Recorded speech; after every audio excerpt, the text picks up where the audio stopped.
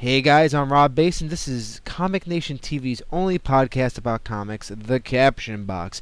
And today we are talking about it's a little subject. You might know this character a little bit. He's not that popular. He's not really famous, but people do fight over him a lot. It's a character called Superman. I don't know if you guys heard of him, but it seems to be that it's been an ongoing lawsuit between the people at DC and Warner and the relatives who are blood-sucking leech. I'm sorry, the family and friends of the bereaved dead people. Whatever, we're gonna get into it. And I got two people here who are geniuses at their craft of talking. They know how to talk really well. So, my partner in this, the partner in crime, because someone's got to keep me in check, and that's Juan Pineda. Thanks, Juan. I am the Robin to your Howard. I am definitely Ron Howard. And next is making his second appearance on a podcast. Well, it's not an appearance. You're not actually being seen, but voiced, heard. You're being heard vocally. Your vocalized appearance. Well, it's not appearance. We'll figure something out. We'll have to figure out a new word. Quick to the thesaurus.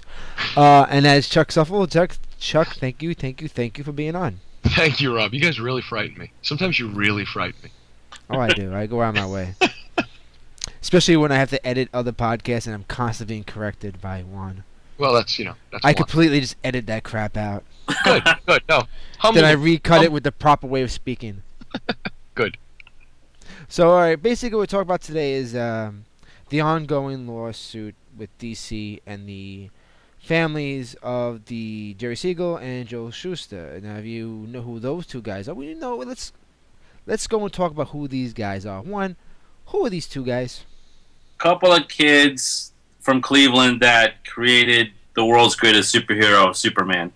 Yep. Well, I disagree with the world's greatest, but I understand what you're saying. The first costumed crime fighter.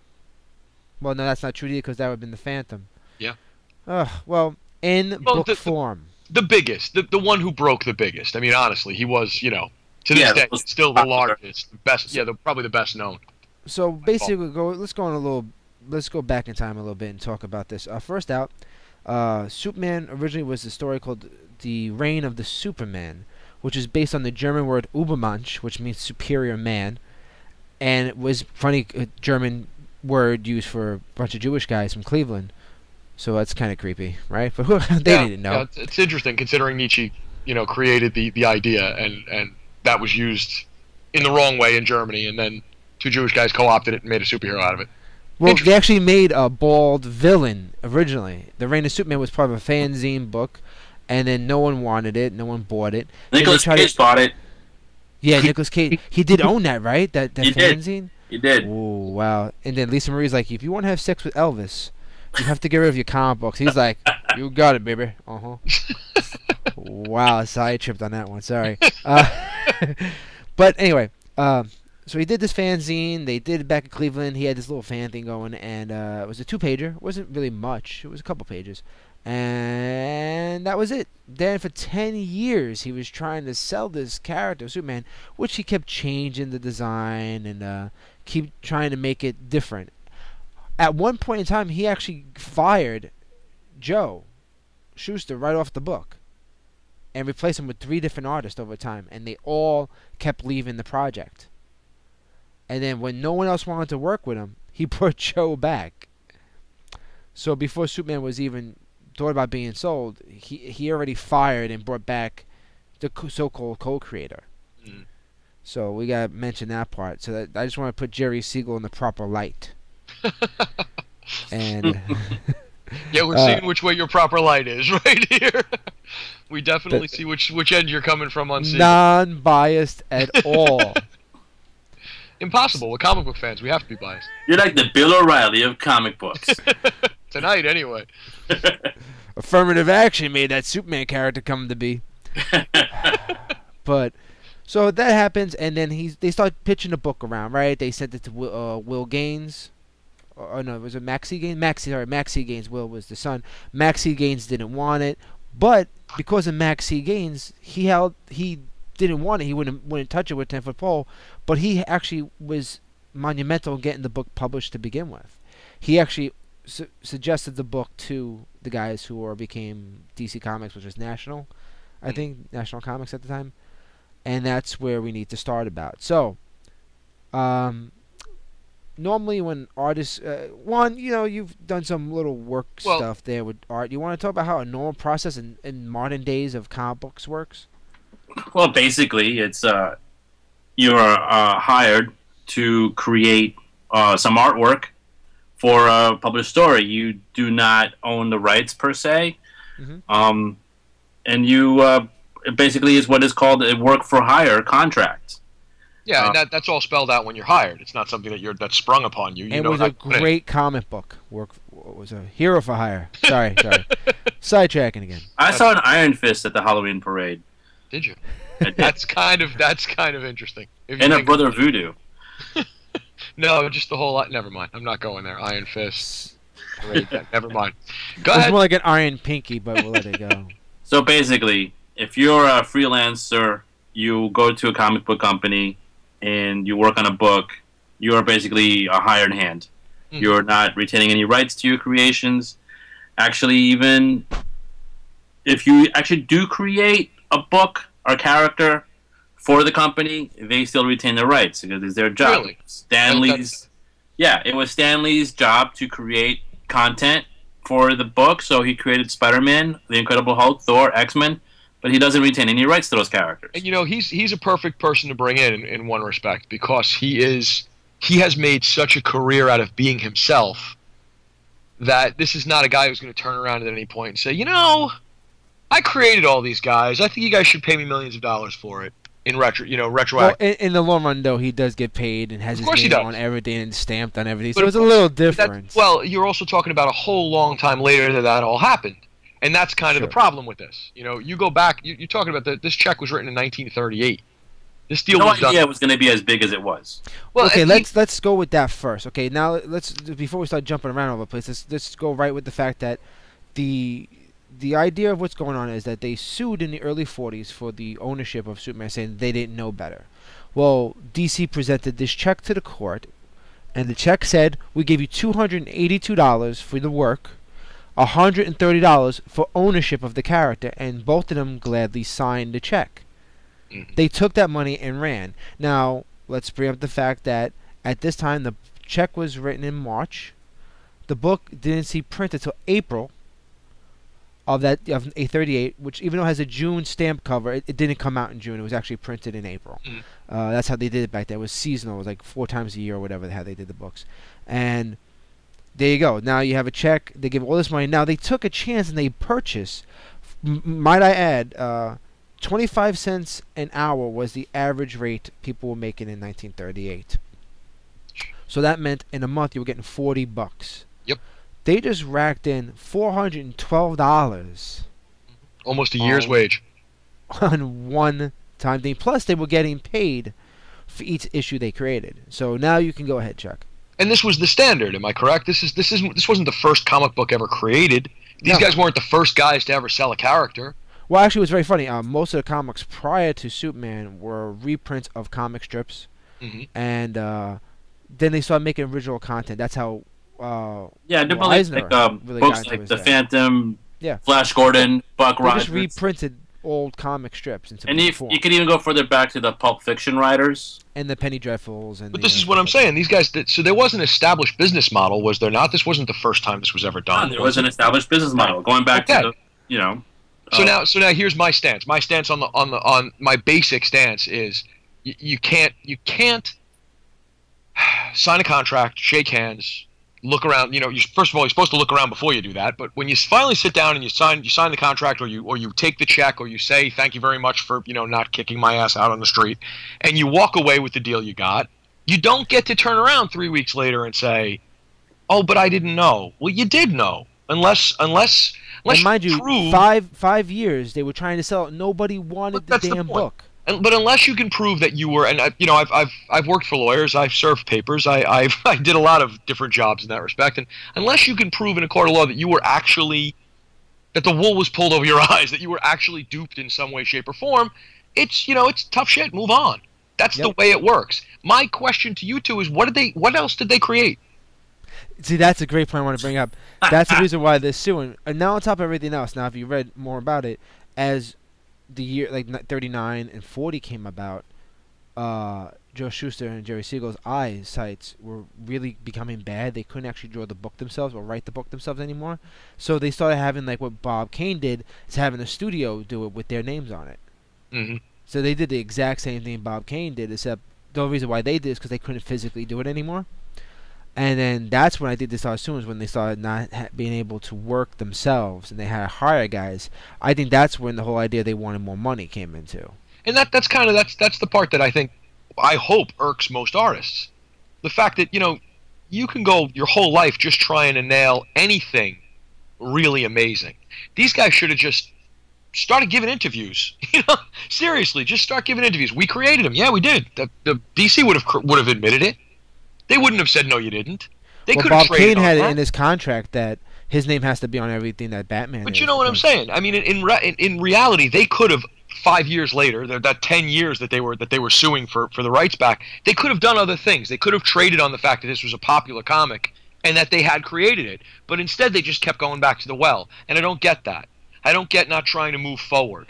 Well, 90% of the stuff that was created for Superman wasn't even created by them. Of course not. The universe of Superman was actually created from the radio drama. His and the powers cartoon. weren't created by them. No. I mean, that's I don't know. I think there is a small percentage of people, artists as well as just regular everyday people, who seem to think that they can demand things that they don't earn. Literally, these guys created a character, and everything that happened after they walked away from it, they had nothing to do with. Whether the marketing for the character, the printing, the distribution, everything. I mean, Superman as an idea was a great idea, fine. But until it was put on paper and brought out to the public, it was just an idea. Yeah, and besides, you were never going to get that money together to make the book yourself. Of course not. And if they were going to do that, then they should have done that. I met a ton of guys at the con this year who were putting their own stuff out there. And now we can't count today because nowadays it is a huge business. So we have to kind of go back. But the point of idea again, of 1938, as you said, he spent 10 years hawking the book. So yes, he knew that he had. And he made a fanzine, so he knows how to do books on his own. So he has no excuse. So again, for some reason, it just seems like they and again, now you move to the next generation, you move to the families of these two guys, and I'm disgusted because I really don't believe in that. My great grandfather did what he did. I'm owed nothing for what my great-grandfather or grandfather or father did. I'm not. That's his work, not mine. Juan? And I don't know how you go on that, Juan, but I don't believe in that. I agree with you guys. I feel that these guys knew what they were doing. They were selling a property that was work for hire. Then suddenly they see the movie serials come out. They see a ton of comics, the cartoon show, all this merchandise, and they're like, "Whoa, wait! Aren't we owed a little piece of this?" And they're like, "Nope, by legal rights, you sold all your rights to this character and everything that came up afterwards." And now their family and this shyster lawyer of theirs. Meanwhile, the one brother of the family was like, "Don't deal with this guy. He is a shyster." They went against him, and now they're having problems because this dude is trying to work with some independent movie studios where if they get back the rights to Superman, he gets a cut of it too. So the lawyer himself is kind of they want to cut out the brother. That's what you said. They don't like him anyway, but the brother's like, "I don't give a rat's ass about this. Don't get involved with this guy." But the whole family's like, "No, our family, our heritage, we want to live in a mansion, blah blah blah." That's not probably the conversation they had. Get the Kirby family to do the same thing against Marvel. Well, you know what, Joe Simon especially. What's very funny, I brought up Bob Kane earlier. Bob Kane was actually the one who ratted Jerry Siegel and Joe Shuster out to DC. It's like you have this thing against Bob Kane, but he was a shrewder businessman. Well, no matter what I could say bad about Bob Kane, he knew what he was doing to protect himself. Yes. But his dad was a lawyer. Okay, but now come on. Again, it's not like we're talking about 1865. People were, we bought cars we bought homes. People had some experience with contracts. You know what I mean? People had some idea of what they had to do in life. I don't like the ignorance is protection defense because it's not. It's really not. Unless you're a minor or incapacitated somehow mentally. Ignorance is not a defense. Grandpa, 2 blinks for yes to unplug you, exactly, 1 blink is no. This is what I'm saying. I mean, you look at, and if you want to talk about, I mean, not so many years later, 1959, Ray Charles had mild success, and he was signing with a new label. He'd been successful, but he wasn't who he is now. And he sat down with who was it? With ABC Paramount, and he said, "Nah, I'm not signing that contract. I want my masters." And they said, "Oh, we don't do that." And he said, "Then I'm not signing." And he got up to walk away, and they signed him. And he made millions on the fact that he was able to retain his masters. Now, if they would have waited, he would have walked right into a wall, and when they gave the whole... But the point being that this is a guy in the 50s, a black blind man, who knew enough to go, I don't think I'm going to just sit here and let you guys take all my shit. You know? Yeah. And these, I don't get it. I don't know. It's a simple fact that, you know what? So they went to court in the 40s, and they lost because DC presented the stub of the check. Yeah. This is the check we gave you.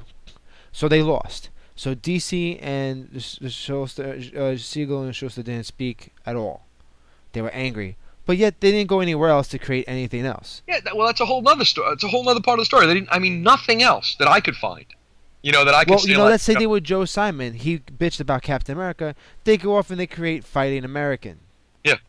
It's just a Captain America ripoff. But at least. But then, what did he create after that? Nothing. Joe Simon kept getting nothing. You'll go if you go. No disrespect to Joe Simon and his family or whatever, but if you go to Joe Simon's website, all these great characters he created, half of them are wannabe Captain America characters, and the other half are total crap. Yep. And there's nothing there that you even recognize. I mean, crap. I mean, there's nothing there. It's not like Jack Kirby, who was able to say, you know what, I can work with this. I can do what I got to do. I think Jack Kirby, the smartest thing he ever did was leave Joe Simon. See, on the other hand, Joe Shuster and Jerry Siegel and Joe Shuster got stuck in this partnership, and they weren't really were that close of friends. They were just business partners, basically. They were only two people because no one else wanted to work with them. Do you realize what two words you just used in conjunction referring to these guys? Business partners. You're talking about two guys who claim they didn't understand the contract. They didn't understand the check they took, but they were business partners. Okay. Sorry, they were commercial artist people. Anyway, they create this. They create Superman. Now we don't have to talk about how popular Superman is. So to some degree, do you think that maybe DC could have just said, hey, you know what? At least we'll give you some credit for creating the characters. This is one of the big things that they were fighting about, and that was one thing that was resolved in the 70s because of Richard Donner. And Neil Adams. And Neil Adams, of course. Because of the Richard Donner movie coming out, they open up the talks to getting Joe Shuster and Jerry Siegel their name credit back. And that was fine for them. They were excited about that. And then what happened? Literally, what happened? Oh, what? I blew up again. They got a little bit of a pension, a little money. Yeah, they got like 20K a year or something like that. Something like that, and health benefits because they were both ailing. Yep, well, they were ailing then. They were ailing back in the 40s. And it was like a decent thing that a corporation would do. You could look at it as the same. And that was because Warner Brothers, by that time, even though they say they didn't, they owned DC. By 1960 something, Warner Brothers basically owned DC. Yeah. They keep saying, "Oh no, officially everything that didn't but stock, happen." and everything but actual stock ownership. Yeah, you're right. Yeah. They were the main driving force. Yeah, that's why it's like, oh no, we didn't have anything to do with it. Oh yeah, but how come every single thing that came out from 1960s on was produced by Warner Brothers? And again, as Juan just said, that was a great thing that you can view that as a really nice thing a corporation didn't have to do, but did. And now, okay, so why is this fight continuing? I don't understand why it's even being. Here's the thing: a character is supposed to go up for renewal of a copyright and trademarked. And that's when these families want to jump in. And it's about that time now. It's about 76 years later. So well, no, they did it. They renewed. They fought. See, here's the thing that you guys you left out is that they did fight every couple of decades. And because when it was like there's like a 20-year gap. Termination notice. Yeah. Now, anything prior to 1945 has a certain. Anything that artists and writers create prior to 1945 can be excused or has to be in negotiations. It's some weird loophole. Anything after 45, the companies have to really credit the artist. There was some law written a couple of years ago. So every 20 years, Superman's character, the copyright, trademark. Now here's the thing: to retain some kind of publishing ownership, I was reading about this. the character has to be actively published. Okay. Superman was actively published. That's why DC just waited till Captain Marvel was in public domain, which is a 20-year wait. So that's why in the 80s, or was it 70s? The 70s. DC got Captain Marvel. Well, because DC went to court with Fawcett, and Fawcett couldn't keep up the money, by 1953, Captain Marvel was out of print. So they waited from 53 to 73, and they just bought it in public domain and said, that's ours now. They didn't even want to pay. They didn't even want to buy Fawcett off. They said, we'll just take all the characters we like, and when it goes in public domain, because the company's defunct. That's why Marvel always has a Captain Marvel character every couple of years, just to retain the rights to that character's name. That's why you remember in the 80s they had a black Captain Marvel, the female one. Yep. It became like Photon or whatever.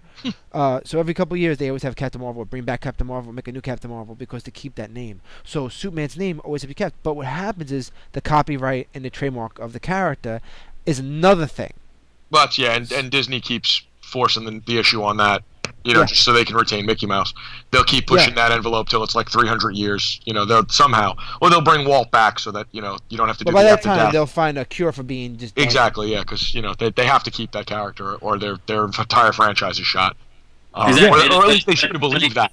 It's a company's legal obligation to fight and maintain their copyright. Yeah, you have to. I mean, your flagship character has to be protected. Yeah. Yeah, but the problem I find with that is that instead of just showing up and fighting for their character, they lobby to extend copyright every time they can, which is disingenuous. You know what I mean? Yeah, but at the same time, it makes it easier because there's going to be some point in time someone's going to forget to file a paperwork. That's what happens in wrestling all the time, and wrestlers' contracts go up, and they're like, "Hey, my contract expired." They're like, "Really?" Someone should have been really paying attention to that. You have a pay-per-view tomorrow. Well, yeah, now I want like $30,000 to show up. It's like, what? I'm not going to fight China. True story. That happened. Jeff Jarrett. Did it? Get out. Yes. That's what he did. He got like $50,000 out of Vince McMahon's pocket. Meanwhile, he would have only gotten like $3,000 for the pay-per-view buyout. It was the main event for that pay-per-view. Oh, it was not the main event. That must have been sweet for the fans. It was one of the top main events because it was the IC title, but it wasn't the main event. It was definitely up there. But and now, as fans, how did you feel about that? You think that was cool? Or you think that was bull? Well, you know what?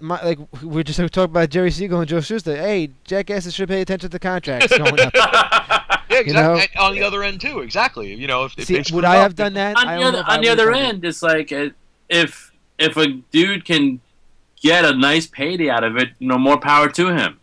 Well, no. What we're essentially saying is the company screwed up on that end. The contract came up and the company missed it. So yeah, But, you got to give me what I want now, which makes perfect sense. But that's the point. I'm saying, you gotta read the fine print, kind of thing. Always, and every 20 years they're fighting for this contract, so they're always fighting to get Superman back. The family wants it back. It's ours, and they'll bring up the same exact crap. But how is There's no new information. But and a Superboy character and a derivative property. Okay, that's what they do. Is now they're not just fighting for Superman. They go any character that's based off of Superman becomes theirs by, But this is what I don't understand. I don't understand the legality of it becoming ownership of the family. How does it become the family's property? Well, just like anytime people die, there's things left. People in the States, that, but how is it, again, something that was sold? The precedent is in music ownership, copyright ownership, because it does pass on to the family. But hear my question. It's not about that. It almost doesn't work because the fact is they sold the rights. They keep fighting that ignorant old. You understand what I mean? So it should. They keep on fighting that actually happened. As a judge, I wouldn't even hear this case. I'd be like, no, you sold the rights. Your father sold the rights. It's done.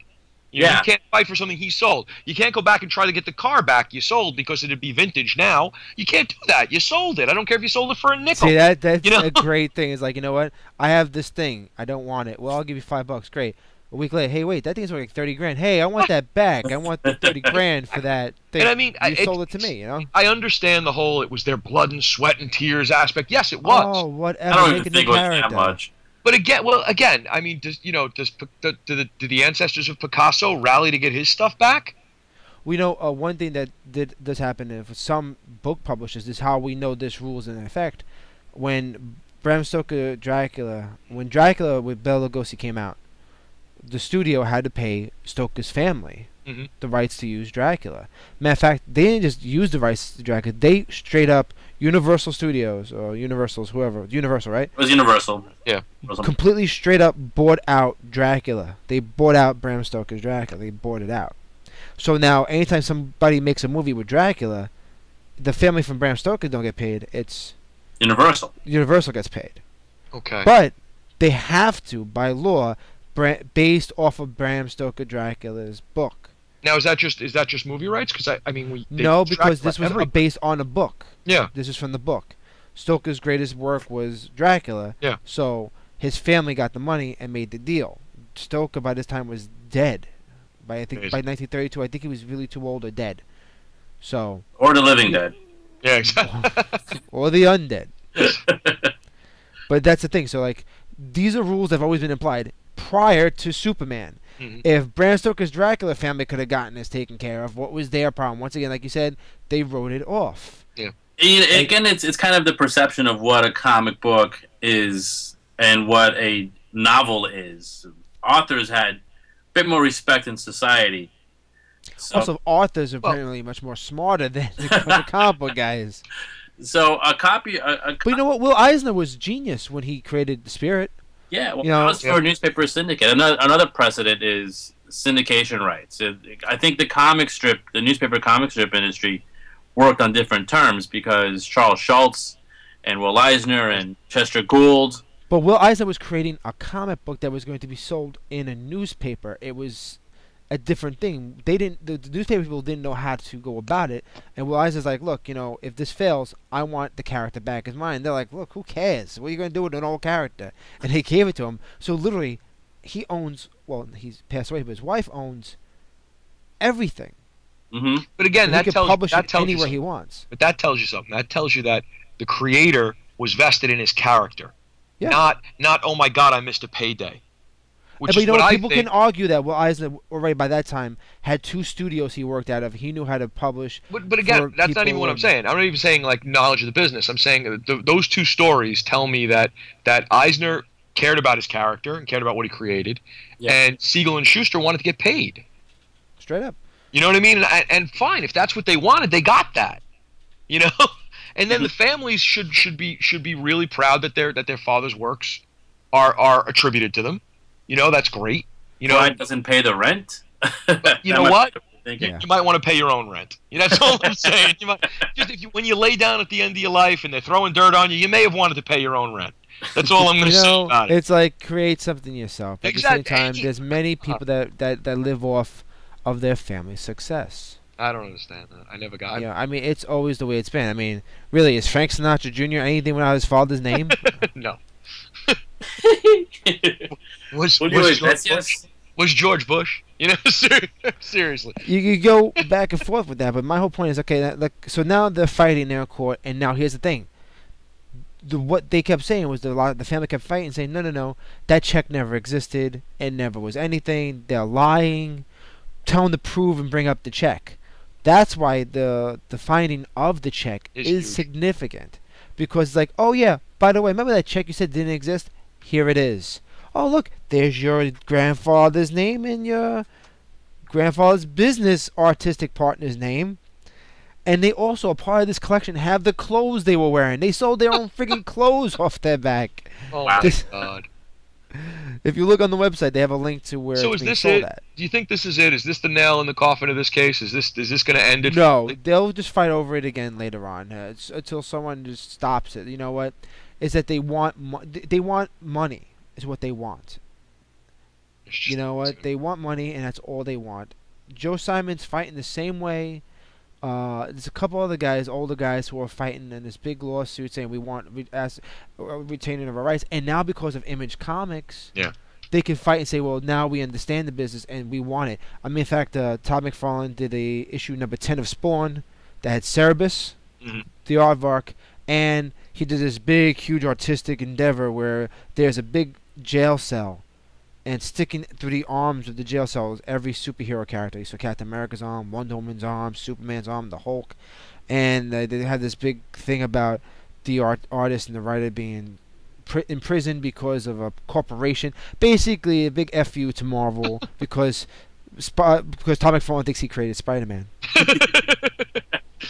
They really he shows up. That's another thing that really irks me. I'm sorry. I have, again, another one that I just can't. I have nothing for. It's my favorite thing. My favorite story is about Tom McFarlane because he said he walked into a comic book store, he sees a poster, and it's his drawing of Spider-Man. And he goes to Marvel like, "Where's my money for that?" They're like, "What are you talking about? That I drew that picture." It's like, "Yeah, we paid you for the issue that drawing was in." He's like, yeah, but that poster's being sold. And they're like, "Yeah, we paid you for that drawing already." And we could do whatever we want with that. And then he goes out and says to them, like, "Spider-Man wouldn't be nothing without me." Oh, my God. And they're like, "No, we're pretty sure Spider-Man's been around. No, Spider-Man sales will drop until I came around." They're like, "No, they were pretty good." Somebody should really mention to him that comic book collecting became garbage after him. Yeah, he put basically one of the nails in the coffin of the collector's market. Completely. I mean, Marvel did it, but it was his, his unbelievable ego that drove it. It was all of them together going off into creative owned things, and that's great being creative owned. But now they're thinking that when you're creative owned, that I deserve more money because I created Shadowhawk, and you're like, no, Shadowhawk sucks. No one cares about Shadowhawk. You basically took Wolverine and Iron Man and smacked them together. And gave them AIDS. Hey, question. Yeah. How is the New 52 going to affect this case? They've changed Superman a lot. Can they at any point fight that it's not Superman, and he's still from Krypton? All right, those are the two linchpins. You think? That's all you need, because you know what? That's Marvel won a lawsuit against Rob Liefeld by saying Captain America has a shield and throws it. You're fighting an American character that you purchased from Joe Simon. If he throws that shield, is infringing on Captain America, and you cannot do that. So no superhero can throw a shield. Wow. Because if he's a patriotic superhero character and he throws a shield, they can sue. And that's how Captain Marvel was pretty much buried throughout the 50s, is because DC kept suing him. Told Fawcett that your Captain Marvel can fly, has super strength, and wears a cape. And that's copyright infringement on Superman. But their whole fight was like, but his costume's not the same. And he's a little boy that shouts the magic word and gets the powers from Greek gods. And they went back and forth, and then basically Fawcett ran out of money, couldn't fight the fight. They went out of business. Which is why I get so pissed off. Which is why I get so pissed off at saying that I think that DC was correct in this Superman case, because I'm not a big corporate booster. I do feel I'm not a Republican. Not even that. I don't even go that basic. I mean, it's not a look. If I had money, I'd be a Republican. No, that's if I lived in the South, I'd have a gun. So there you go. But I don't like to I don't like to say that I don't think it's as cut and dried as Republican or Democrat. I don't. I think there's a lot of levels in there. Well, DC does underhanded things. But that's what I'm saying. I think we're showing that tonight, that there are things that they did that were great, and there were things that they did that were horrible. Well, look what they waited. They Charlton Comics. They waited till they went bankrupt just to siphon their characters as well. Instead of saying, "Hey, you know what? Well, again, don't you go to a store when stuff's on sale?" Did you? It's not even on sale. They waited till they were completely out of business. Did you shop at Borders that last month? No. You go in and pick. Oh, you didn't? You didn't go in and pick the. I go to Amazon.com. I go to the third-party sellers, and I get the book for like $2 anyway. And that's okay. So there you go. So you wouldn't have bought it from the company that was going out of business. You would have bought it from their lawyer. Is what you're saying? When the lawyer had it all left. No, I actually buy from the people who bought the book already. Is what I do. Like if you're selling a book, I'd probably buy it from you. That's the way I want to do it. But unfortunately, now we can, and that's one of the great things about where we're going with this whole. The internet and then self-publishing, and you really can buy almost everything from the person who creates it, and that's wonderful. I don't know what that's going to do in the long run to businesses like publishing or distributors like Diamond, but who the hell cares? No. As long as number one rule is publishing can always stay around if they know how to just adapt with the times. Everybody has to adapt with the times. This lawsuit, the whole thing is like you have to adapt. Superman is a different person. Let's just talk about the character Superman, how he's changed from 1938 till now. When Jerry Siegel and Joe Shuster created, let's take it easy with that. When they finally got someone to buy their crap character that nobody wanted to buy, called Superman, he didn't fly. He wasn't indestructible, and he was just this like, bathing suit wearing character. And a lady spanker. And yeah, who leaps over buildings and can punch you in the face. Pretty much. Like what DC and other writers and artists have done is define the S logo, which is important because you can't trademark the S. You have to be able to trademark something. Superman as a trademark is his shield embedded logo, and it has to be defined. If it's not defined, you can't trademark it. Just same thing with Batman. Batman had his little stamped on bat. Once they defined it with the circle emblem, you could trademark it. Now you can own it. Because you can't own an image of a bat and you can't own the letter S. It doesn't work that way. So, over the time, these artists and writers start coming up with backstories, creating side characters thanks to the radio program, to the cartoon, the Fleischer Studios cartoon. They redefine and which is still my favorite incarnation. Oh yeah, of course. And they streamlined what Superman is. It wasn't Jerry Siegel or Joe Shuster. They were just, all right, Superman's going to jump and then punch this guy in the face, and then he's going to grab that lady by her arms and kiss her on the lips. There you go. Smack her around. It's a story. Smack her around. It's the 30s. They used to smack girls around all the time. It was normal. It was crazy. You're a crazy dame. Whack. He loves me. That's still to this day. What are you talking about? And he also came up with the Clark Kent persona. That is a Saturday night in the Suffel house. It really Krypton. Is. Oh, awesome. You wear the little tights too? Yeah, of course. Come on, no, she does. But we're not going to get into that now. Come on, let's move on. So, the whole point, like, they redefined, like, Perry White, the Daily Planet, Metropolis, giving him a destination, a place to exist in, Everything that's happened is not Jerry Siegel and Joe Shuster. Well, what's in Action Comics #1? It was Clark Kent, the Superman character, the basic red and blue outfit. The idea of this little baby being found by two old Krypton, the Kent farm. Yep. Was Smallville? They didn't. No, Smallville was much later, right? It was a small farm, and he lived in New York City. Well, I don't think they really called it New York City, but it was New York City. It was more Metropolis. Yeah. There was no Metropolis at that time. It was basically, matter of fact, in the 40s cartoon show Fleischer, at one time he was actually in New York. So that's what Siegel and Shuster contributed. Clark Kent, Superman, Krypton, Lois Lane, another planet, an alien. Him being an alien. Basically, it's the story of a Jewish immigrant coming to America. Yeah. Right. Yeah. That's really what it is. Yeah. And that's a fundamental story. It's a lot of immigrants can talk about that. Coming to a new world, you're coming to a planet. You're an outcast. You're different, and you come into the society, and people eventually, that neighborhood, those people help you. That's basically what the Clarks, the Ma, Pa, Clark Kent, or whatever they are, became. Like, they're the representation of America. They took him in and taught him the way and made him become a good kid. He is, and that's why his true justice in the American way is because he is that immigrant story. So they brought something they can understand. Which I got to tell you, even as a kid, I always had kind of trouble with that. Like, I never understood why he was so pro-America as a character. Like, I never understood. Well, because he has no planet to go back to. Well, I get. It's not like he's from Poland and he can go back to. No, Poland. I'm saying I get the adopted country thing, but don't you think an alien would have more adopted the planet rather than a country, rather than a city? No, because they went in that direction in the 70s. Yeah, and in the 80s, when they humanized him a bit more, they always went back to his parents, the Kents. Jonathan Kent really gave him the foundation for this patriotism, or at least this humanitarian aspect of looking over the Earth or the world, or at least Metropolis or Lois Lane's bedroom. Well, take into consideration that also as a character, he was created in 1938. By 1941, we went to war. If he wasn't pro-American, oh yeah, we were already on the brink in 38. We knew what was going on. Yeah. It wasn't. No, it was. I mean, everyone else was fighting since like 36. Yeah, exactly. We just held out because we held out for things. Well, because we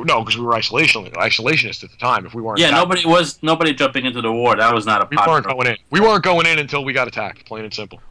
As fun as all that is the simple fact that they know we had to. Yeah. Well, they knew what was going on over there. It was horrible. I mean, why do you think the character Captain America was created? And matter of fact, it was March 1941 cover date. I mean, it was published in December of 1940. So Cap punched Hitler square in the jaw, going to war in 1940. Almost a year. December. A year before Japan even attacked. We all knew we had to war, people but we needed an excuse because we don't fight for Jews. That's how America was. Pretty much. Remember being Jewish in America was hard. wasn't really all that cool. Yeah. That's why all comedians changed their names. I mean, my favorite story is from the Marx Brothers. The Marx Brothers were traveling with W.C. Fields and like 2 other vaudevillian actors in the South. Their car breaks down, and they show up, and there's a hotel. And it says no blacks and no Jews. They have nowhere to go, so they all walk in as characters. Chico walks in as an Italian. W.C. Fields walks in as W.C. Fields. Groucho does his gimmick, and Harpo. The reason Harpo never spoke because he's supposed to be the Irish guy, but Harpo can't do an Irish accent. He almost ruined the whole thing to the hotel because his Irish accent was so horrible. But it got them the room. You know, and that's where they got to stay for the night. So understand, like, you know, these characters are not. The Jewish people are not favored in the movies, the this, that, and the other. So to go fight and help people who are dying who are Jewish is just not something we're about. Okay, so let me touch on that. Do you think that had anything to do with the deal they got? You know what? No, because the publishers were Jewish. Ah, there you go. They were all Jewish in the go. comic field. But, the that's art field, the you music, you know, the art field and the entertainment business were all Jewish. That's a good point to bring up. The fact that that is another reason why they didn't get screwed. If you know what I'm saying. You know, you can't pull the wool over someone's eyes all the time. Look, they're like, listen, kid, no one wanted your book. We're going to give you $412 and we get to have this character. At the time, they're like, hells yeah. And then hindsight kicks in where they see Superman's got a radio program, Fletcher Studios is making a cartoon, kids are running around with towels around their neck, jumping out of windows. It did take that long for them to come back? The movie serials came out in 1941, wasn't it? You gotta understand, like 3 years later. Right when World War II started, yes. But you gotta understand, they were working at that time, getting almost 800. From the last time I saw it, it was a documentary I have. It's called Comic Book Collector with Frank Gorshin, and on that documentary, he said at that time, Joe Shuster and Jerry Siegel and Joe Shuster were getting $800 a piece working on Superman. $800 a piece. They didn't, like it's not like they walked away after they cashed a check. They kept on creating, getting more money, issues and but stories. But here's the problem: they were unable to draw the book and write, so they hire guys out of their own pocket. So that's why they started bitching for more money because they couldn't draw or write, or I don't know why he couldn't write, but someone couldn't draw apparently. They couldn't work on the book themselves. Maybe it became too big for them. Maybe it became too much to handle because Superman was in everything. That they hired other people to do the work for them. But it was mandatory that, Jerry draw every single head of Superman. Wow. Yes. Everybody can draw every panel and every person except for the heads. And that held true to like recently when they republished a thing on the Super Friends a couple years ago. They took off an Alec Toth head and replaced it with somebody else's head. Drawing with Jerry's head. So they even did that even recently. Yeah, that movie was Comic Book Collector with Frank Gorshin. Comic book, I have it. Yeah, Comic Book to look Collector at with that. Frank Gorshin. I have it. If you want it, I gotta borrow that because that's. I love him. It's a great. It was made in '89. It was a really like home video shot thing. Matter of fact, I actually have a Comic Nation TV up on AlternativeMinds.com, ComicNation.tv. I have an edited version of that show. Yes, I edited it down just a bit so it wasn't the whole show. Yeah. And it's there. And Frank Gorshin, they said $800 because Bob Kane was getting $25 a week for Batman, and they were getting $800 a piece for Superman. That's insane.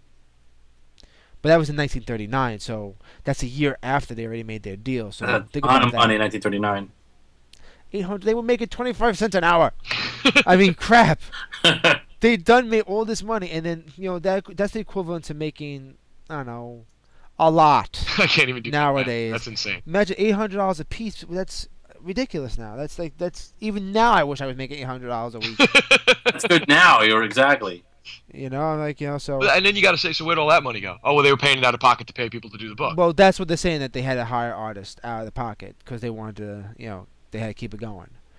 And just like Bob Kane was hiring people off to the side, you can't do that eventually. Then DC is like, well, we'll just hire those artists directly. Yeah, well, I just went to Dollar Times. I went to dollartimes.com. It calculates the value of the dollar.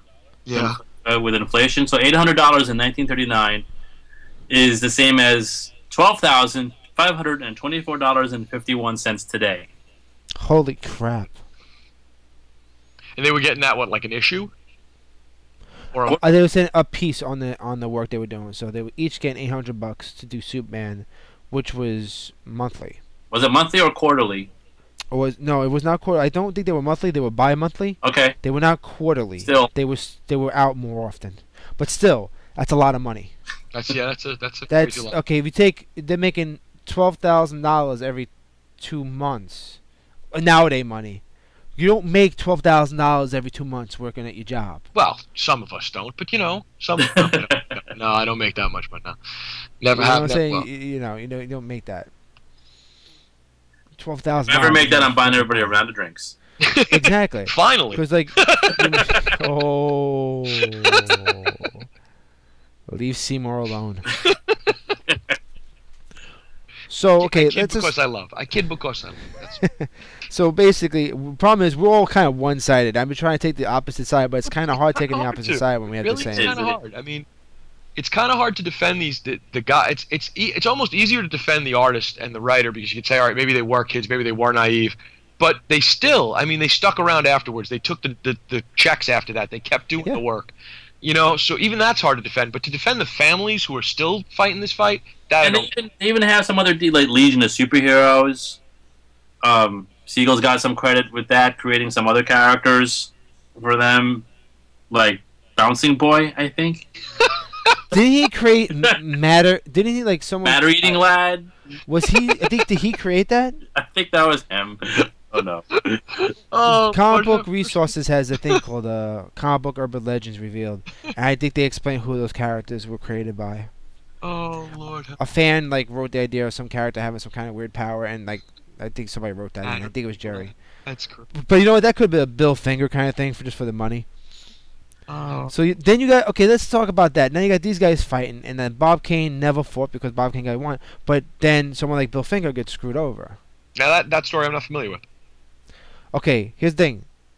Bob Kane did not create Batman on his own. Okay. Bob Kane created Batman with Bill Finger. Bob Kane couldn't write a story to save his life. Mm-hmm. Bob Kane couldn't do anything to save his life. He couldn't draw to save his life. I know Bill, my friend Bill, he doesn't like talking bad about the dead, but screw Bob Kane. Bob Kane swiped everything from that first issue of Batman that appeared in Detective Comics from the Shadow Pulp Fiction book. Because he couldn't draw a rooftop, he couldn't draw a car. And he also siphoned from Hal Foster's Tarzan to make Batman's design of his body structure because he couldn't draw figures. Oh my God. Yeah, so he couldn't draw figures, and he couldn't draw cars, and he couldn't draw roofs of houses. But he was a hell of a businessman, is what you're saying. But his dad was a lawyer. He created Batman, and Bill Finger wrote the story based off of a Shadow story. So not only did they swipe the art, but they also kind of swiped the story. But Bill Finger admitted to that. But Bill Finger's name was nowhere to be found anywhere in anything Batman. I'll be honest, I never heard of him. Never. Bob Kane's name is on everything. As a matter of fact, Bob Kane, after the very first issue of Batman, probably never drew Batman after that. He found artists to draw for him. But the rule was that they didn't know they were working for DC. They knew they were working for Bob Kane. Bob Kane had a studio system set up, which was the norm. But the studio system was that you live there and you don't know the other guy I'm giving these pages to. So everyone thought they were the only artists working for Bob Kane. Bob Kane had 6 or 7 artists in New York City, well over the place, in Tudor City and Brooklyn and the Bronx, and he'd give them Batman issues to do. And then he would go and put his name, Bob Kane. Wow. And then they give it to DC, and DC would just pay him. And then he'd pay them whatever it would be. Yeah, whatever. Eventually, what DC found out was like, wait a second. All the stories have been being written by Bill Finger, so Bob Kane doesn't write the stories? And they're like, no. Why didn't we know about this? Well, Bob Kane never told us. So they went and they actually, look, Bill Finger, you want to work for us? And Bill Finger's like, hell yeah, I need money because I'm a drunk. No disrespect to Bill Finger, but he was a drinker. He was a heavy drinker because he was very depressed because he never trusted his writing ability. Mm-hmm. So he became very morbidly depressed and drank a lot. He drank his money away. That was the problem. So, but Bill Finger also created Green Lantern. Really? Yeah, the original Green Lantern, the one who was afraid of wood. Alan Scott. Alan Scott. He created all these characters, and he co-created and wrote all these stories over the years. I think his last paycheck written was in the 70s. He continued to write his whole life because he needed the money because he never had any. Bob Kane never drew again in his life, and the next thing Bob Kane created was Courageous Cat and Minute Mouse. Which was so completely original. Yeah, oh yeah. I loved it. I loved it. It was not Batman and Robin at all. No, it was Mice and Cat form. No, and the bad guy wasn't Edward G. Robinson in every movie he ever played. No, not at all. But the understanding is that Bob Kane never drew anything, so he'd hired all his favorites, Jerry Robinson, who created the Joker, but Bob Kane and was Robin. I created Joker. And Robin. That's where his friggin' name comes from. Mm-hmm. So Bob Kane was one of these guys that did the same. It was a scumbag in the same way, but he was smart enough to get the money himself. But what Bob Kane was afraid of was that he'd lose money by having DC finding out that. Yeah, he was farming everything out. Yeah. Exactly. So DC did find out, and they took all the artists and hired them themselves directly, because they felt, why do we wait to work through him? Because like Bob Kane also played games by bringing the pages late, and so it was like, well, if we can get these guys giving us the pages, why don't we just directly deal with him? And they kind of cut out Bob Kane. Bob Kane's like, you cut me out, you still have to put my name on the book. We have a contract. So it's still on the book, yeah. And then right before, after Bill Finger dies, Bob Kane writes, I kind of feel bad that. Even Bill wasn't as talented as me, or good looking as me, or as smart as me.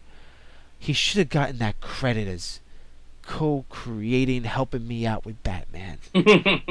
And now Bob Kane did live in 10 years or 15 years after that. He could have fought for that, but he never did. He could have just asked. I'm sure they would have.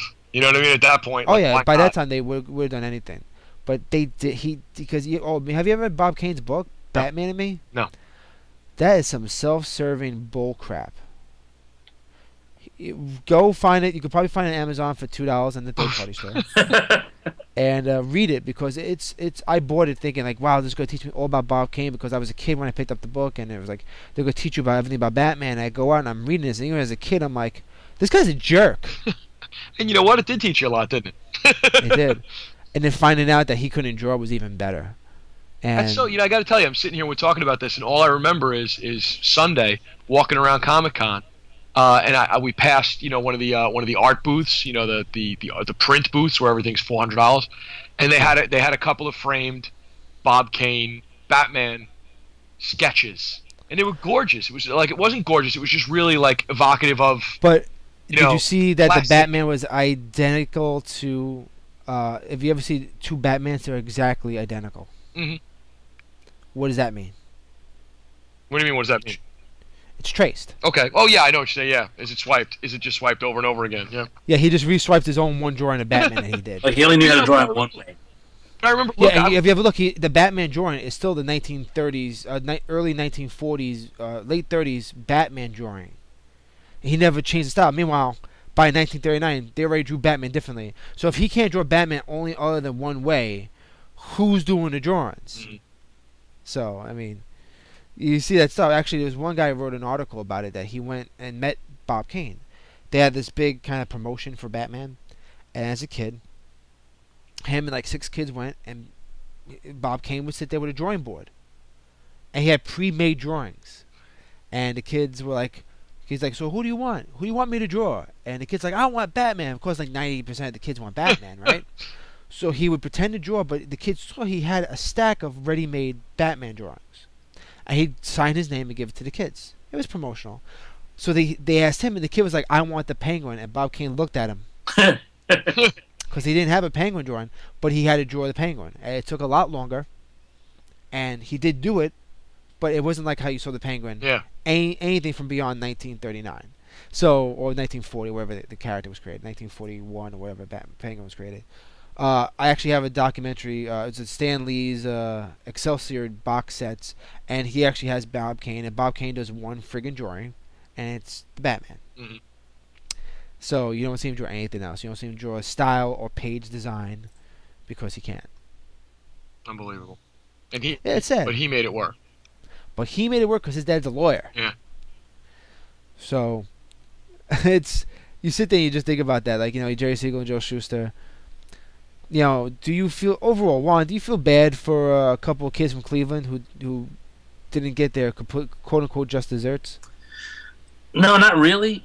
They were decently compensated. What was probably the saddest part that nobody could take into account was their health issues in the 60s and 70s, where they really needed a helping hand. So I guess it seemed like they had to find whatever money they could, and all they got was $20,000 a year in health benefits from Warner Brothers as a goodwill gesture. Did they? I think it's only human nature that they feel they were entitled to the millions and millions that Superman had generated. But when they did this contract in '38, nobody had any clue how huge the industry or that character was going to be with the movies and the TV shows, the cartoons. So that was kind of, bad luck on their part. Hindsight, Exactly. Well, that's unfortunately the crux of it. There's no way to ever know when you create something or work on something where it's going to be in 10 years. And you have the two sides of the equation, which is the kids coming out of college now who demand $80,000 to be data entry clerks, because they think they deserve it. I could draw a crooked line. Give them $1 million. Or the people who come out and just try to work and hope they get lucky. Is there a right side of the fence to be on? Work hard. I don't know. Just work hard. Just keep working hard. Cross your fingers. I mean, Robert Kirkman is the most successful creator today. His book. Yes. Yeah, and he surely did. I mean, 90 issues in, the 90th issue of Walking Dead came out this week, and he's written every single one. And it's still great. Yeah. It's still really great. He's writing the TV show on top of that.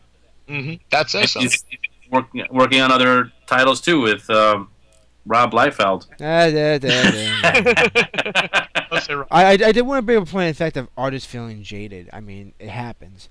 It was a very famous story that Jack Kirby, when he was living in L.A., his neighbor was Frank Zappa. Okay? And so Frank Zappa found out who Jack Kirby was, and he knew his kids, Moon Unit and Dweezil, were big comic book heads. He said, look, those comic book characters you like, this is the guy who created them. So Jack Kirby would come over because he loved kids, because he had kids, and he would draw pictures and talk, and Frank Zappa loved him, and Jack Kirby would go nuts, talk about suing George Lucas, saying that Darth Vader was Doctor Doom. And like stuff like that. This guy, so even a guy like Jack Kirby, who's made a name for himself, still had that. Who lived in L.A., still had that gripe that, like, what this guy's stealing from me. I created this. I deserve credit for this. And Jack Kirby is still one of the most successful and proven, most prolific creators out there. And he was out in L.A. working on Thundar the Barbarian. Yeah, after Alex Toth dropped the project. God, I love that show. Still love that show. Yeah. Fantastic. He did most of the villains. Toth did a lot of stuff on Thundar. But Kirby was out there, and he was working on some cartoons. Yet he still wasn't 100% satisfied. He came back to New York, to Long Island, and worked on The New Gods. Well, he went to Ruby Spears. Yeah. And he started pitching like crazy. And now, was it 2 years ago? Ruby Spears opened their vault, realizing that Jack Kirby is gold, and they're going to produce every single character Jack Kirby pitched to them. Really? And you want to talk about how many characters he pitched, like a nut job of crazy concepts to Ruby Spears, which they didn't have the time or the money. So Ruby Spears, I think Hanna-Barbera, which is technically Warner Brothers now, or another studio, isn't everybody? Whatever it is, somebody is blown by somebody. Yeah, Hanna-Barbera was bought up by Turner, which is now Warner Brothers. Okay, so maybe not them, but another studio is going to team up with Ruby Spears, go in the vault and say, whatever Jack Kirby has, we're going to make it in some way, shape, or form. You touch on kind of an interesting thing, because you've mentioned that artists seem to have this problem, and I notice a lot of musicians have this problem too. Why is it that writers don't seem to have the same? Well, writers have the problem in the music business. Okay. In the comic business, here's my problem. I still write, and it's a simple. I'm not gonna say it, Juan. Don't worry. But the simple fact is that no. We're just going to the simple fact that, in the long run, nothing you create is new. No. When you write stories, you can read any great comic book story. I could say, if you want to be a writer in comic books, go read an old comic book that no one remembers it, tweak it, and reuse it for another character, and no one would ever know the difference because it really doesn't matter. Same thing with a novel, though. Same thing with a novel. Novels. Yeah, anything that's in Harry Potter is you could find a precedent. Yeah, of course. In Book of Magic. Yeah. I mean, like Neil Tim Gaiman Hunter said and Harry himself. Potter. I think Tim Hunter could beat Harry Potter up in a fight. Yeah. Neil Gaiman made a joke saying, like, he created this character that had a scar on his forehead, pair of glasses, and he was And a an wizard owl. kid. With an owl, and he goes in, but she took it her way, I took it my way, and she's successful. He goes, what can you do? And then, We're British. but then you. He goes, we all have wizards. But then take it one step further and look at Unwritten, the comic book, which is essentially Harry Potter grew up. Mhm. You know, it's Harry, and that's You're cashing the point. in on the name. You're cashing in on the concept. Well, yeah, exactly. That's the point. I mean, it is. And writers in comics are just happy to get paid. Because a writer doesn't get as much leeway as an artist does. Only few writers do. But they have to prove themselves first. You can't say that, every writer got to get away with crap.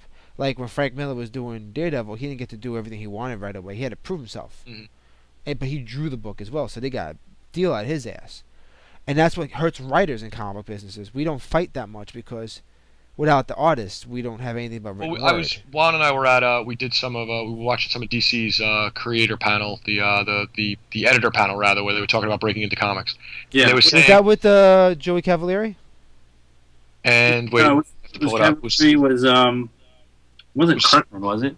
No, it was Scott. It was the Dark Horse public. Oh, yeah, the breaking into comics. Yeah, breaking into comics. That video is up online. I have that film. And I was really impressed by the fact that they really addressed the fact of how to really, what does it take to break in? And they were saying how for an artist, it can be you get one page in front of an editor and he likes your style, he's going to pass it around, and somebody's going to wind up hiring you.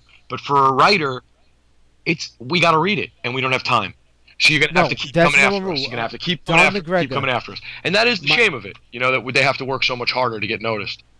Well, my writing teacher in college was Don McGregor, and he said 3 things. He goes, number 1, whatever you write has been done before. Number 2, editors will not read your story. And number 3, you better damn well whore yourself to everybody. And with those 3 concepts is what it is to be a writer in comics, because he's right. I could write this great story, but if it's a superhero story, it's been done before.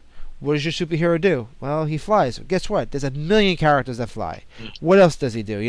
He saves the day. He saves the girl. He does this. He does. It doesn't matter how you tweak it. And then if you take it too much on a twist, they're not going to read it because they don't want anything that breaks the norm.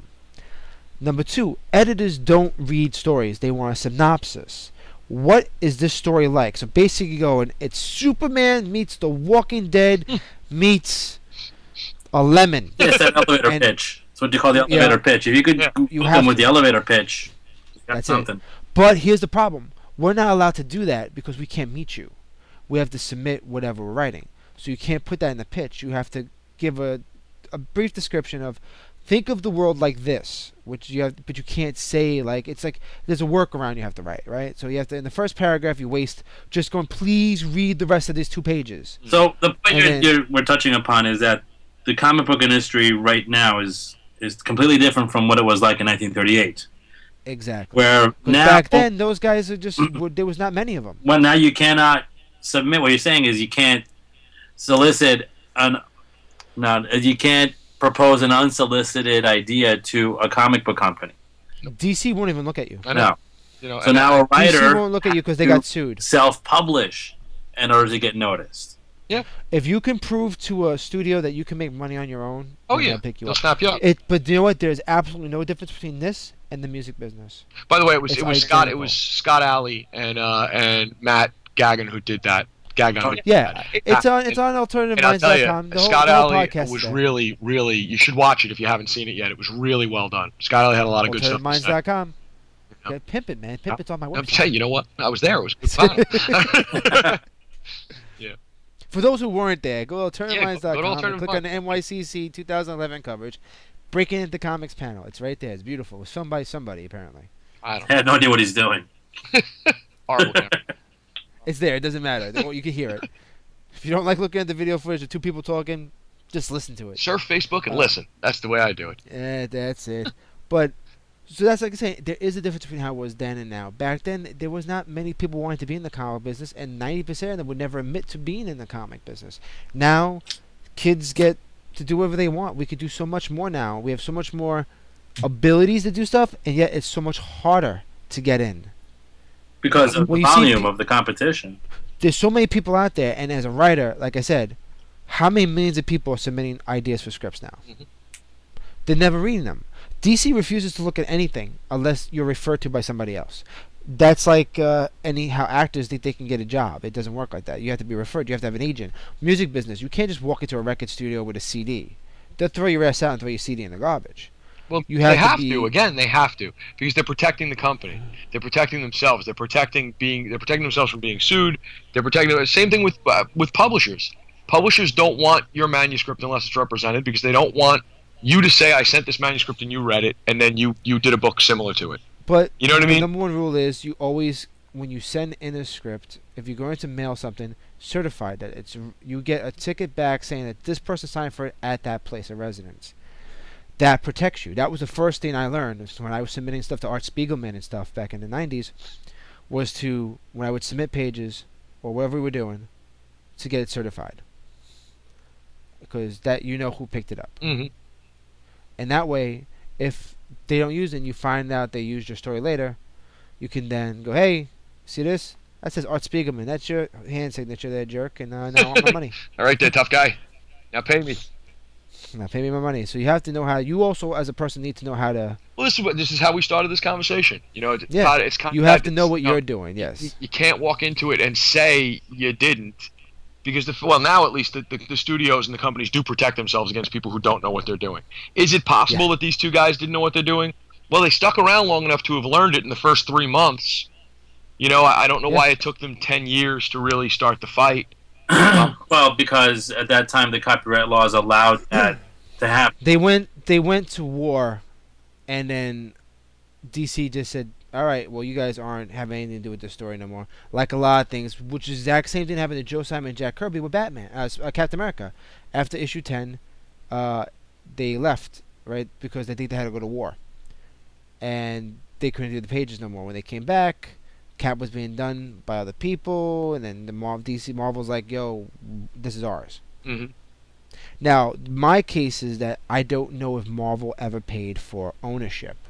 Now, the DC was the only ones that did that, or did Marvel or Atlas at the time, did they do it as well? That's a good question.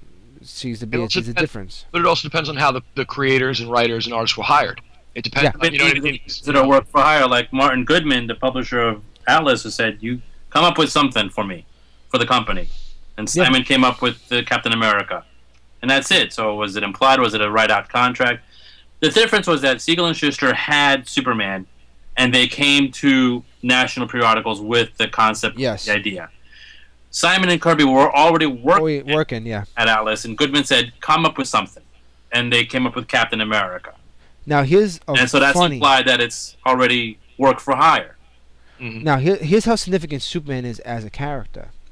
The artists, all comic book artists who lived in New York City, which was pretty much all of them, because of Superman at Fleischer Studios, got to work in the cartoon business at night during backgrounds and animation cells for the Superman cartoons in the 40s. Comic book artists would work at night at Fleischer Studios. Wow. Yeah. So without Superman, most of the artists now wouldn't have checks either. They wouldn't have survived the 40s without that extra paycheck working on Fleischer. So that's kind of like a double weird kind of standards. Like, you know, without DC owning Superman, we wouldn't have Superman. Without Jerry Siegel and Joe Shuster creating Superman, we wouldn't have this character. DC, of course, developed Superman into this great thing. It gets into a cartoon show. Without that cartoon show, many great comic book artists would not have jobs. They pretty much all worked in that Fleischer Studios. If you lived in New York City, you worked in Fleischer. You went around to whoever would hire you to work to draw funny characters, and that's what you did. So it's like a big circle. Like Superman is a very... No matter how much we can not like Superman or like Superman, without Superman, the comic book business... He's like the Hulk Hogan of the comic book world. He may not be the best character, but without him, people wouldn't... Or who gives a rat's ass about, but without him being there with his blue and red and his yellow and red, wooing it up and walking in the ring. And no, sorry, I'm getting confused again. It's okay. It's all right. Without that character, even though he may not be the greatest character in the world, he's significant. He is a phrase. You're a Superman. When people think of Superman, they think of not the German word and not the whole Nietzsche thing. They're talking about the comic book character. Yeah, that's and true. this is people who have never read comic books. You're right. Because everybody knows Superman.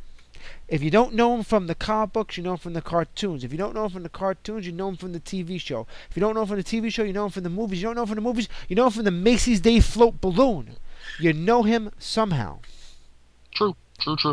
He was a toy. He was your underwear. He was your bed sheets. He was everything. His understanding of a character, the perfection of humanity, even though he was an alien. His representation as a character, it means a lot. So, in that respect, you know, Jerry Siegel and Joe Shuster are actually owed a lot.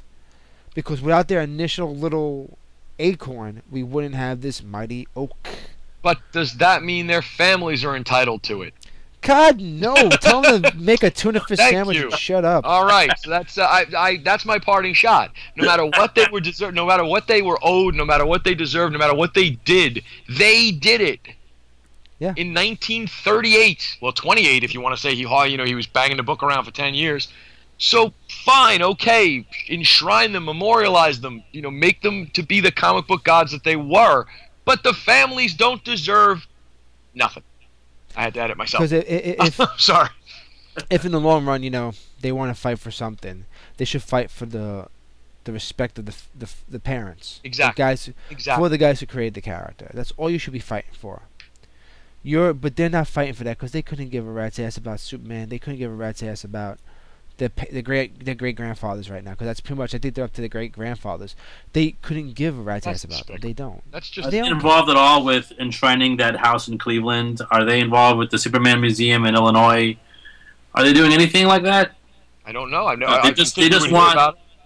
They want monetary value. They might eventually show up. If they'll make money, they'll show up to Cleveland at that the Metropolis neighborhood for the Superman Day and go, hey, look, our great-grandfathers created something great. Look at me. Because that's like going and see Rod Roddenberry. I don't care about Rod Roddenberry. You're not your father. Yeah.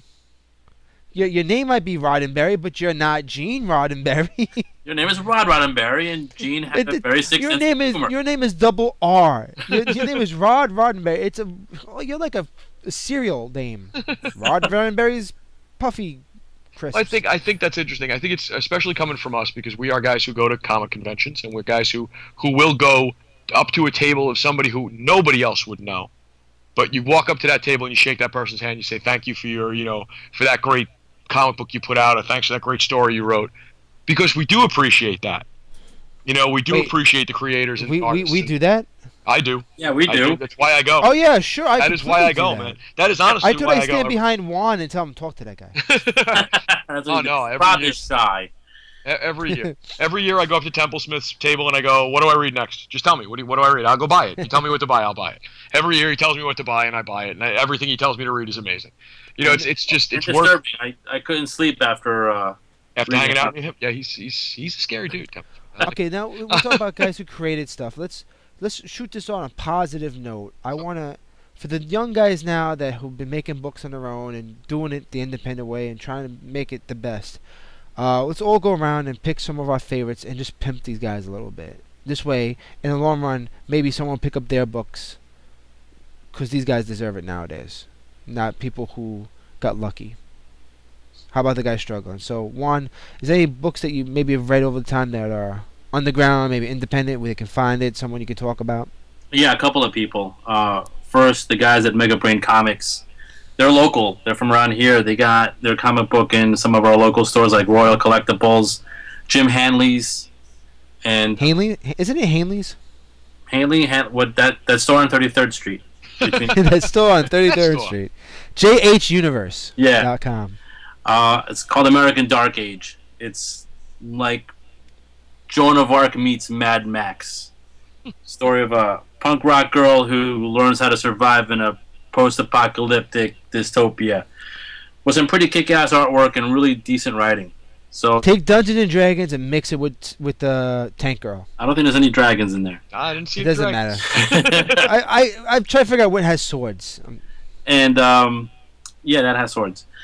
Yeah, there you go. See, And then I win. and Riley Brown, who's pretty well known, I think, in to Marvel readers for Hercules and Incredible Hulk and Deadpool. He's got a book out called Power Play, which is only available on Comixology. It's original content that's digital, and Ooh. that's where I think it's Not going. Nah, please. Not. It's a pretty decent book. Is It it? is. It is. It is. He created it just for Comixology. He wanted to make an original content that was digital alone, just to test out the waters. Not just to make a comic book and then make it digital. He wanted to take it and say, what can you guys do? Tell me why digital is important. Let's work together and make something different. And he did. And that's pioneering. That's different. That's jumping in. That's jumping into the lake, but not knowing how deep it is. You know. Mm-hmm. Wow. Anybody else want? Off the top of my head, those two guys. Okay. Yeah. Well, Chuck. I'll definitely jump on the Mega Brain bandwagon. Those guys are great. It's a really good book. I can't wait for issue 2 to come out. At the con, I also met these two brothers, the Shane brothers, out of England, who had a graphic novel called Dark Age. Again, it's an interesting concept that they keep using the same title. But again, this is more of a paramilitary take on how do you phrase it? The reverse of Escape from New York. Reverse the concept. The world's crazy. Into New York? Yeah, well, yeah. The world's the crazy place, and there's one decent spot left, walled in. And they wrote it, they drew it. They wrote it, they drew it. The movie I Am Legend. Well, they essentially did it in London because that's where they're from. But they wrote it, they produced it, they published it, they did everything themselves. It's a gorgeous graphic novel, and it was great because while I was talking to them at the booth, one brother would take off and come back and say, "Well, I just talked to this publisher, and they're taking a look at it." And one brother, they were just hammering through the whole. They were hustling. Yeah, trying to get people to see it. And it's a really gorgeous book. It's some great stuff. I'll probably put a review up next week on it when I finally finish it because it's a hell of a graphic novel. But it's definitely something to look at. That's Dark Age. It's from what are they? Yeah, they are their own publisher. They have an ISBN, so they're definitely on Amazon, and you can definitely find them at darkageepic.com. Which check them out. They're good guys. It's a good book. Cool. You got one more because Juan gave two. That's all I got. That's all I got. He stole my Mega Brains. He stole my Mega Brains. I was going with the Dark Age, thread there, and he took one. I'm definitely going to pip a couple. Number one, War of the Independents. That's Dave Ryan's book. Dave Ryan's a good guy. He wants to get another New Yorker. I don't think he lives in New York anymore, but he used to. He's a very tall man. He's imposing. He's like David Prowse tall. He's a big guy. He used to be a bouncer. So, he used to be a bouncer, so how can you go wrong with that? The idea of War of Independence, he went around to all his artist friends and said, look, let me take all your independent characters and make one giant crossover book. And so the Max is in there, the Flaming Carrot is in there, TMNT makes an appearance. So you have all these great independent comic book characters, and they all appear in this book. And War of the Independence is a fun story. It was a lifelong dream that he always wanted to do, and he's putting it together, and he's working his butt off on it. So that's definitely a pickup. War of Independence. I go on Facebook. You can go anywhere you can find out about it. And number two is Weapon Brown. I talk about this all the time, guys. If you don't know about Weapon Brown already, you're really starting to piss me off. Whatisdeepfried.com is the website. I actually interviewed Jason, who created the book, but his mic was so bad I pretended to have a conversation, but I didn't hear a word he said, and I was unable to do a real podcast, but I couldn't tell him that we didn't have it, so I just lied to him. Now he's gonna listen to this, and exactly. Now he'll be calling you. It was so messed up. I was like, the audio was so bad. I was like, We tried it. He went to 2 different computers. He stood out because he lives way upstate. He has hardly any signal. He put a tinfoil antenna on his head, and it was just horrible, and it didn't work out. But what is Deep Fried? Email interview with him. That would have been the easiest thing to do. I think I might as well have just done that. Whatisdeepfried.com. Go there. He has other comic books. He has What is Deep Fried is a comic book, but the Weapon Brown book is take the Judge Dredd post-apocalyptic Mad Max story and mix it with the Peanuts. Okay, yes. I'll be checking and that. not only does he do that, he brings in so many other characters. The first trade was so good. It was just within the universe of the Peanuts. His name is Chuck. Snoopy's this ravenous, like venomous, monstrous dog. He's like got robotic parts. He's kind of like a Judge Dredd meets like a just like a really crazy 2000 AD comic book character. And the guy's from upstate New York, and of course Marcy and not a lot of going on over there. So he got all this time to do it. Marcy and Petman Patty are lovers, but she's a dominatrix. And then you have Lucy's like a scientist, evil villainous scientist, and so you have all these characters, and they just take them out of there. What you like basically, there's Chuck. Nuclear explosion happens, bada boom, you have this future war. Weapon Brown, I get it. Brown is his last name. Charlie Brown, Weapon Brown, yes. From there, he did another volume of it, which is going on now, which is really cool, is that he does the volumes of the book, but before he puts the volumes together, every other day he puts up a page of the comic book on the website, and you can read it as a comic strip. So every Monday, Wednesday, and Friday, I think, or maybe every Monday and Saturday, whatever, he puts up a different page of the comic. It's black and white, inked, gorgeous art. I mean, I'm a big fan of underground comic book artists, and especially like guys like James O'Barr and stuff. Like, give me that heavy inks and stuff I like to see in a comic book character. You get that in this. You get this really detailed, dark ink lines of this really gritty comic book, but at the same time, it's slightly cartoony enough that you can see that it's supposed to be comic strip characters. His new villain he fights against is Calvin, and Hobbs is gigantic robotic lion, like the tiger, and it's just like the Calvin character is gorgeous. Really, it's really sick looking, and he just reinterprets the comic strip universe, and it's a must. I'm looking at it right now. It's beautiful. I'm looking at it right now. It is. You see the pages. Chuck's even got the curly Q head, the curly Q hair. He has to because it's Chuck. It's great. Oh my God. It took him a long time to publish the book because he did get sued. Wow, Charles Schultz's family sued him. Got a couple of cease and desists, did he? But he got to win on the parody clause. Same reason why Mad Magazine exists. And he actually used to work for Mad Magazine. That makes sense. And I met him at a con a couple years ago, and I was just like, genius. This is pure genius. And he's really cool. He'll give you emails and keep you up to date what he's doing. And when you pre-order stuff, you get like he'll give you free T-shirts or stickers. He'll do an original drawing for you just when you pre-order his new volumes of the book. So it's really worth it. He's very personable, and there ain't nothing wrong with Charlie Brown shooting people. You know, if he has a good studio, set up, he might be worth going up and sitting down and getting video. I think he has an apartment and a table. Oh, really? Because when I was talking to him, he has a roommate, and he had to go to his roommate's computer. It was like a lot of crazy stuff. If he's still working like that, he works his butt off to get it done. And that's why when I met Mega Brains with Juan, I was just like, I see their enthusiasm the way I met it when I met Jason, like his enthusiasm just to get their book done. And you want to support that because you know what? For every guy that these people, you have like 20 other guys drawing rip-offs of Image characters, and then you're like, it's not worth it. In the long run, we don't feel sorry for the families of Joe Shuster and Jerry Siegel. Jerry and Joe, you know what? If you didn't get that check, you had some legs to stand on. Yep. But you cashed in, and you were making almost $12,000 every other month in 1938, the equivalent of $12,000, I should say. You know what? That's damn good money. That's not Grace Papaya's money. That's straight up Red Lobster money. That's Red Lobster every day for lunch money. And you know what? It could be.